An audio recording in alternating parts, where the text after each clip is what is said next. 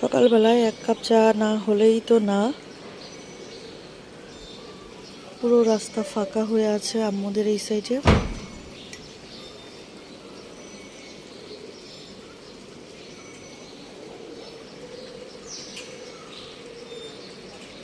চাটা শেষ করে আসলাম নাস্তা করতে। অনেক দিন পরে আম্মুর হাতের আলু ভাজা দিয়ে নাস্তা করব।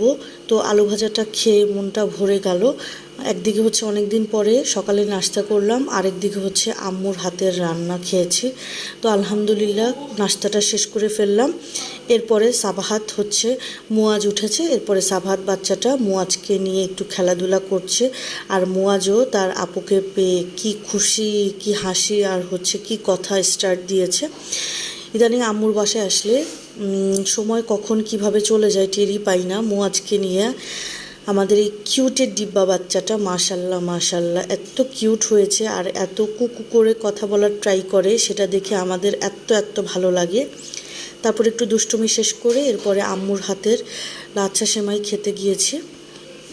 তো প্রায় 1-1.5 বছর পরেই লাচ্ছা সেমাইটা খেলাম। এরপরে দুপুরের খাওয়া স্টার্ট করলাম।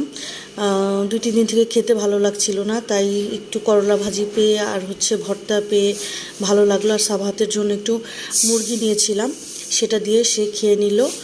আর এরপরে হচ্ছে আম্মু রুই মাছের মাথা টাথা দিয়ে আর হচ্ছে ডাটা দিয়ে রান্না করেছিল, একটু নিরামিষের মতো কিন্তু মাথা টাথা দেওয়া ছিল। একটু কাঁচামরিচ দিয়ে ডোলে ভাত খেলাম, তারপর একটু আরাম করে একটা ঘুম দিলাম, দুপুরে ভাত ঘুম। এরপরে উঠে চা খেলাম গরম গরম 1 কাপ চা বিছানায় বসেই। এরপরে ছোটো ভাইয়ের বউ গরম গরম চটপটি করে দিল, সেটা খেলাম তৃপ্তি সহকারে। খেয়ে মনে হচ্ছে শান্তি লেগেছে। তারপরে সন্ধ্যার দিকে এই যে দুস্তুটা আবার চলে এসেছে রুমে, সেও একটু ঘুমিয়েছিল, আমরাও একটু ঘুমিয়েছিলাম। বেচারার এতটুকু মানুষ, তার আবার ঠান্ডা কাশি হচ্ছে। তো বেচারা কয়েকদিন অসুস্থতায় ভুগেছিল।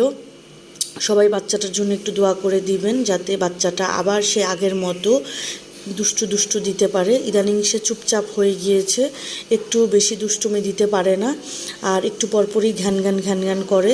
আসলে তার শরীরটা ভালো না, তাই সে একটু একটু করে ঘ্যান করে। তারপরে তার সাথে একটু খেলাধুলা করে রাতের খাবারের জন্য আসলাম। তো এখানে হচ্ছে রাতের খাবার ছিল রুই মাছ ভুনা। সাবাহাত তো খুব মজা করে আলহামদুলিল্লাহ খেয়েছিল। আমার ছোটো ভাইয়ের বউ রান্না করেছিল, আর এই যে মুরগি ছিল সাবাহাতকে দিয়ে দিলাম। আর এই যে দুষ্টু বাচ্চাটারও খাওয়ার প্রতি কোনো নেই 2-3 দিন থেকে, তারও গরমে, অতিরিক্ত গরমে তারও খাওয়া দাওয়া একদমই অফ হয়ে যাওয়ার দশা হয়েছে। এরপরে আমি আবার সেই তরকারি দিয়ে ভালো মতো করে একটু সামান্য খেয়ে নিলাম। তারপরে বারান্দায় গেলাম দেখার জন্য যে রাতে কেমন মানুষজন চলাচল করছে। তো দেখলাম যে একটা লোক সাইকেল নিয়ে দাঁড়িয়ে আছে, আর একটা মহিলা এই যে এই সাইড থেকে হেঁটে হেঁটে ওই সাইডটাতে বিল্ডিংয়ের একটা কাজ হচ্ছে, দেখলাম যে ওই সাইডে ঢুকেছে। তো কিছুক্ষণ দাঁড়িয়ে টাড়িয়ে দেখে একটু হাওয়া বাতাস খেলাম, চারপাশে দেখলাম যে আর কেউ চলাচল করছে কি না।